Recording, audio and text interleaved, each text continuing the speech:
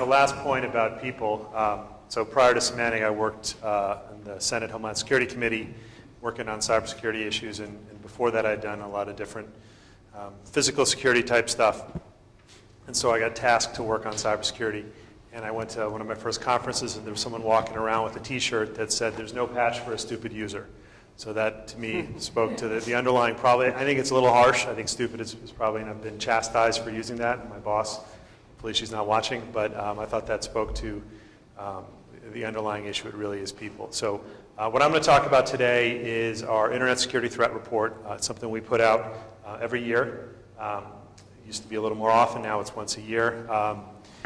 But Phil talked about where we get our information from, the global intelligence network, we call it. So we have several hundred million sensors around the world. Computers were installed on honeypots, various feeds we have. It all aggregates. We have 10 security operations centers. Aggregate all this information. As he said, there's probably not many countries, 2, 3, that have more threat information than us out there. It gives us a good sense of what's going on in the world. So there's a couple stats that I think I like to use to set up where we are. And the first is 2009, which happened to be the year that I first got put on cybersecurity as an issue. There were about 2.3 million new variants of malware that were created.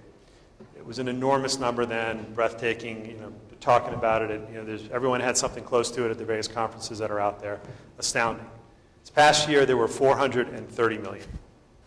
Breaking it down, that's over 1,100,000 a day. But the thing that was almost the most amazing about this, there was kind of a shrug. This is what we're dealing with now. These are the kinds of the breadth of the attacks and the growth of malware out there. So with that, there are a few things I'm going to talk about. I'm listed here, 0 days through professionalization. Hit each of these for a few minutes, and then we can get to the panel. I'm sure we'll have better information. But let's start talking about 0 days. So do folks know what a 0 day is? It's a previously unknown vulnerability that allows an attacker to compromise your system. 0 day, like patient zero, first day it's known, comes out when it's actually exploited. So we've been tracking these for a while, and through 2012 we saw a fairly level number being discovered every year, anywhere from 8 to 15. 23 and 24 jumped up in 13 and 14, and we made two conclusions. One, we think we're at a new plateau. Second, this reflects the professionalization of 0 day hunters. They are buying them and selling them. They're available on the black market. Yesterday there was one article about, I think, a Microsoft Windows 0 day that was going for 90 grand on a Russian market. We've seen them go for more. So two conclusions, new plateau, this seems to be a professional enterprise. And then this year happened. So we were half right.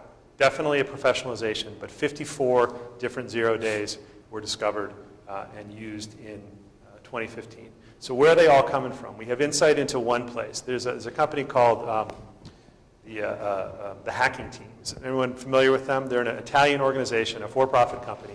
They sell espionage and other hacking tools to governments, to other interested parties. They've had some fairly sketchy clients along the way. They got hacked. And 6 0 days were found in the data that was pulled out from them. So they alone had 6. There are other companies out there, there are governments. So 54 is what became known in 2015. 54 is not the limit by any means. Next thing, targeted attacks. So these are focused attacks on organizations. We tracked these for several years. We focus in this part pretty much on the spear phishing. Targeted emails at either a person or a group of individuals, trying to get them to open that attachment, click on that bad link. So we look at how they go. One of the things that we looked at is how many emails per attack. So you can see precipitous drop from 122 to 12, just over 4 years. Same thing with recipients, dropped about the same number. Seems like it could be good news, except if you look at how many campaigns we saw. So we've seen 55% increase just in those 4 years. What we think is going on is the attacker's becoming a lot more targeted. They're doing more reconnaissance ahead of time. They're trying to keep their attack quieter, because the noisier they are, the more likely they're going to get found out. Again, an indication of how this is becoming a professional enterprise. We looked at the size of businesses that are attacked. For a couple years running, it was about 50% were businesses with employees of over 2,500 people. We've now shifted so that the majority is 2,500 or less.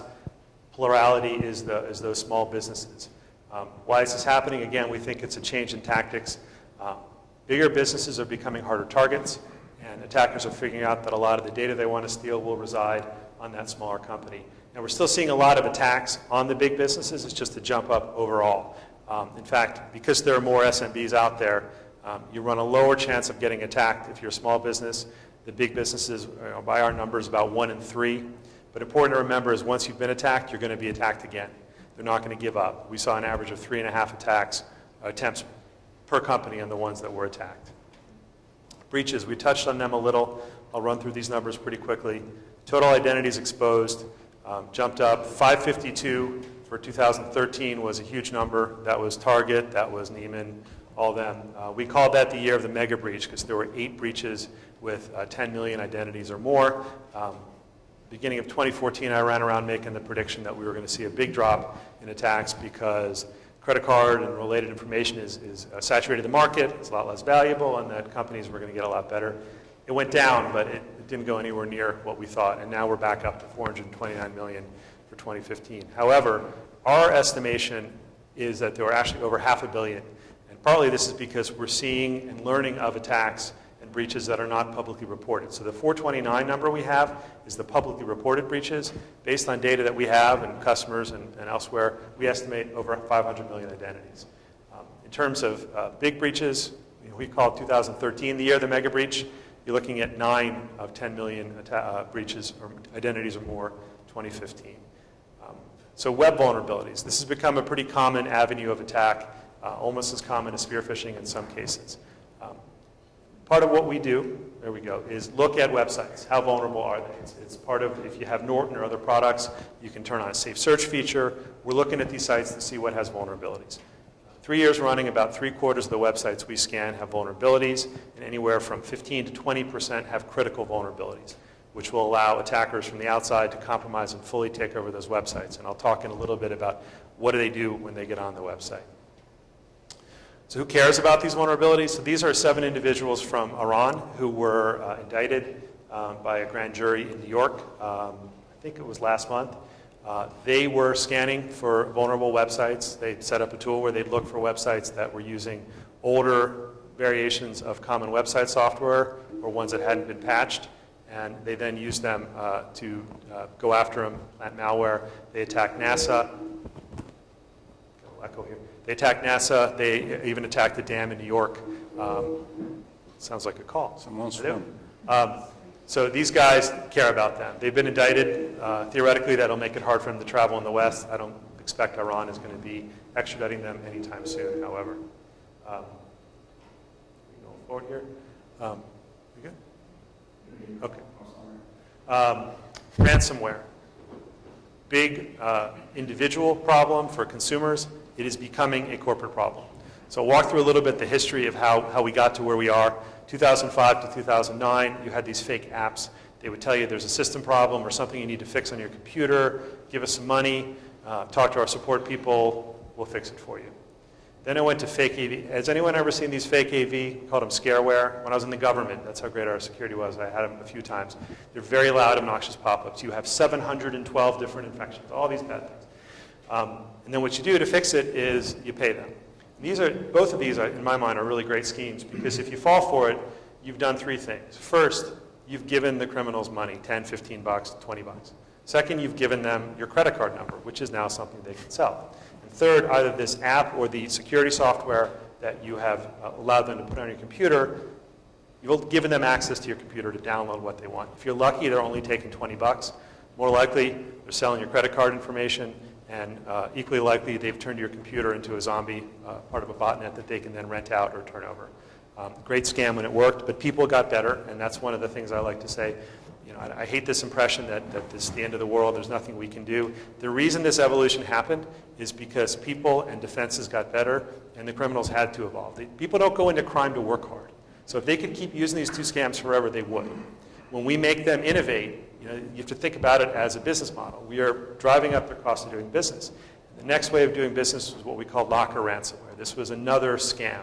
You get a pop-up on your screen, your computer is locked, it will be geographically relevant in the US. It's going to tell you from the FBI. After the Snowden leaks, NSA was a big one. Canada, it was the mounted police. It started in Western Europe and spread across fairly major countries. By 2014, we saw professional ransomware targeted at the Palestinian territories, about 1.5 million connected computers there. So a market that small was worth it for the criminals to target something. What this tells you is, you violated some law, and they try to scare the hell out of you. A lot of times they'll say you have stolen movies, stolen music, even child porn on your computer. And oh, by the way, you need to pay a $400 fine in Bitcoin, and then your crime is absolved and you get your computer back. Most people don't fall for it. There are ways to clean this off your computer, but they only need a couple percent to make a lot of money. I actually had a buddy who was a lawyer at the old law firm I used to work at who called me all freaked out because he didn't know how the child porn got on his computer. There's no child porn, but like this guy, and I stopped and said, do you really think that if there was that kind of content on your computer, the FBI would say pay them Bitcoin to make it go away? But they're building it up to scare you as much as they can. Some of them will turn on your camera, take a picture, big countdown timer. It's all psychological. So that was the scam. We've now moved beyond trying to trick you. This is the most popular stuff out there now, crypto ransomware. There is no longer any pretense here. This is criminals saying, we're criminals, we have hijacked your computer, we have encrypted either your whole computer or key files. Pay us or you will never get access. The longer you take to pay us, the more it's going to cost. Typically they're using very high-grade encryption. This stuff is tough. And as I'm going to talk about a little bit later, this has become gone from the individual to very targeted, where they're going after hospitals, they're going after large companies, they're staging multi-stage attacks with ransomware to get more than the $300-400 that they get out of it. So why does this work? Here's a chart of the different type of ransomware we saw over the years. You saw in 2000, if you can read that, in 2005, we saw some of the crypto ransomware. But the big problem was getting the money out of it. Credit cards made it hard. They tried using Western Union, some gift cards, but the Western nations in particular worked together to make it hard to get the money out.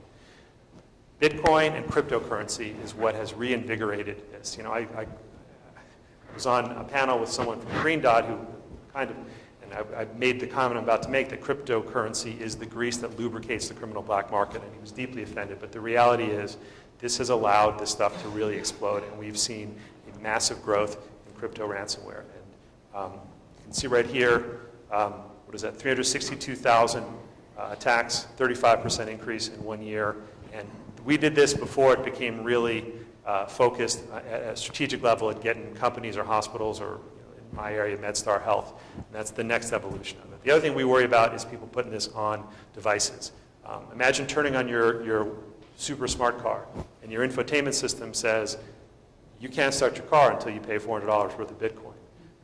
That's going to happen in the next few years. It could be your fridge, it could be your TV. There were reports before one of the Super Bowls that some TVs got hijacked. These are the families. I'll go through this real quick. You can see how these are all the crypto ransomware, how the explosion in 2015. But there are specific families for whatever operating system you have. Most of these are for Windows, but Android devices, Linux, OS. And then this shows how in the laboratory we've shown how this stuff will jump from your computer or your phone to your smartwatch. Probably not an intended target, but it'll happen and your smartwatch is bricked. Wanted to dig into one particular adversary that we saw and reported on the past year called Dragonfly. Dragonfly was a campaign that started initially targeting Western aviation companies, US and Canada, in 2011. They morphed and have been targeting more recently energy companies. The type of work they do is so far reconnaissance, but they have broad enough access that had they wanted to, they could have caused some pretty significant power interruptions. They had control of some facilities. What's interesting to them is how they work. So three main attack methods. Spear phishing I talked about. The second is watering holes. I said that's the website attack. So this is like the lion who's waiting in the jungle. Instead of going after the gazelle, you wait by the watering hole. 5 gazelles come, you get one of them. So what they're doing is compromising legitimate websites. Either loading up malware or doing other stuff to redirect you. And then when you go there, you're infected. These can be very targeted. It can say, okay, only go after the following IP addresses. They'll pull it up, they'll pull it down. So if they're going after the energy sector, they figured out what websites our folks in the energy sector are going to visit. They compromise them. And then the last is Trojanized updates, which is, I'll go into a little detail, but that's using the patch and update process to deliver malware. So these are the waterhole attacks. These are corporate beautiful graphics. So what happens here is you go to your favorite energy-related website, On the back end, you don't see this happening. There's a redirect. It's calling out to another website saying, hey, give me the content. And that's what the bad guys have done. They've gone on and created this redirect. And then if you're not protected, if you don't have your patches up to date, or if it's an unknown attack, you're now compromised. They have your computer. The other thing, and this is, to me, was the scarier one, is the Trojanized updates. So they looked at what are the 3 most common industrial control system software packages that energy companies use. Went to those companies, compromised their websites, and found updates that were ready to be downloaded, whether it's new content, new functionality, and pulled them down, unpacked them, put their malware in, put it back up, and then when the users went to update or add functionality, yeah, they updated their software, but they also downloaded a virus. Very sophisticated. This is our beautiful graphic of the horses going back and forth. So there's the reaching up, they pull it down. Let's just get through this. So now when these are the companies downloading the software, they get the Trojan horse on their systems. Very advanced attack group. We believe nation state, given both the scope of the attack and the timing, they managed all 3 of these attacks. This is the timeline. They were running all 3 of these at once. Pretty tough balancing act. Very sophisticated. Professionalization, I talked a little bit about it, and that goes into it, but you look at the 54 0 days. Again, that tells you there's a lot more people looking for these, but let's look at what happened with one in particular. So these are 5 of the main 0 days from 2015. Take one of them, the common vulnerability number. So this thing was released on June 23rd. Adobe released an out-of-band patch, which is a big deal. It means there's something so big, they're going to go beyond the normal patching time frame and push it out there. So hopefully all of you, all of us, most people downloaded the patch. The criminals also download the patch. And when they see a patch, particularly an out-of-band one, they see a vulnerability. So they deconstruct it, figure out what it's patching, and then look at how do we turn that into attack. The way most of these attacks work are attack kits. You could go to the dark web today and either buy or rent an attack kit that will try all kinds of different ways to get onto a computer. So what we had here was within a week of this patch going out, the 5 most popular attack kits had incorporated ways to exploit this vulnerability onto their system. So in that time frame, they had unpacked it, figured it out, and built an exploit around it. And what they're counting on is that most people either don't patch quickly, or a significant portion of people in the world just simply don't patch. So these vulnerabilities live on forever. But that is a pretty professional exercise right there. This is called Butterfly. They are an attacker that steals information to do insider trading.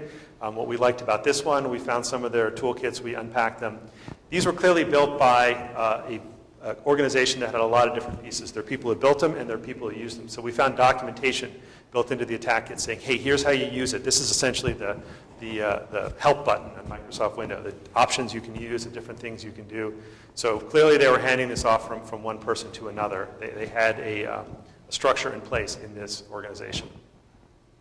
The tech support scams, I touched on them before, but you'll get a call that says, we've detected a flaw in you'll be sitting at your computer, you'll be sitting at home, we've detected a vulnerability in your computer, and they'll say, get to your computer, go to this website, and either give us money or go to the website and you're going to be downloading malware. So these are very aggressive, and they're boiler rooms of people sitting around the world doing these. Many of them will speak perfect English, very aggressive, pushing you to do it. Again, professional exercise here. The ransomware, the Cryptolocker I talked about before. This is one that brands itself. What I love about this one is the support box there. So they have actual live support, some of which is subcontracted out. So if you get Cryptolocker, they can either help you figure out how to buy Bitcoin, or if you bought the Bitcoin, figure out how to decrypt your files. They're not doing it because they're honorable thieves. They're doing it because with the early ransomware, you didn't get your computer back. And anyone who did a quick search realized there's no point in me paying because I won't get my computer back. They wanted it to be known that if you pay, you get your computer back. So they actually have support that is real and live and will help you out. It's crazy. Nice fight. Yeah. Honor among thieves. So this is a spam group, Drydex gang. They like to download banking Trojans that'll try to steal your information. We did a chart that charts their spam runs. You can see there are a lot of spikes. If you look closely, those red lines now there are the weekends. Not a lot of spam going out on the weekends. The last one is the New Year's. So these guys are working a schedule. And a lot of times we can tell by looking at timestamps what can figure out roughly where they are by the times. So if you want evidence that this is, professional, we don't know if they have an HR line or, or the CFO that everyone hates, but they are clearly working to a schedule, indicative of a professional organization. That goes back to what I said before. We're never going to be able to stop every attack. We have to think about how we can attack their business model, make it more expensive, putting the basic security precautions in place, training your people can make it so much harder for the attackers. You drive up the cost of doing business for them. So this is my little penultimate. When they're working in call centers, writing documentations, and taking the weekends off, this has become a profession. I think that's the end. Yep. So anyway, I appreciate everyone coming out today. And then panel now, hopefully, go to panel next and take any questions folks have.